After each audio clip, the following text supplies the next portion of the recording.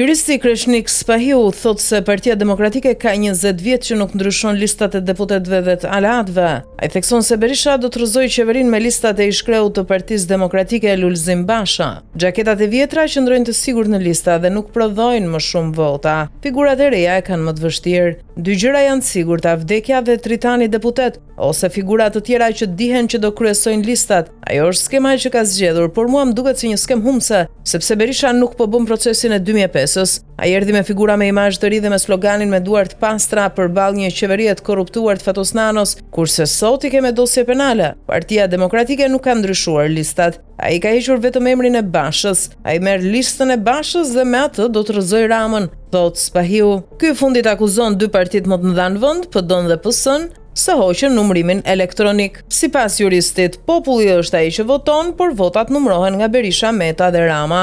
Partia Socialiste është parti e vjetër. Kjo garë dhe kjo konkurrencë prodhon më shumë vota. Ata janë rresht me partinë, nuk ka asnjë shenjë që të krijojnë përplasjen PS. Po PD dhe PS hoqën numërimin elektronik. Këtu populli është ai që voton, ndërsa numërohen nga Rama, Berisha e Meta. Ti do shikosh që partitë e reja ditën që shpallen listat sepse dëmtohen nga listat e mbyllura, sepse kanë mundësi që ti garantojnë figurave vota një mandat të sigurt, thot ai.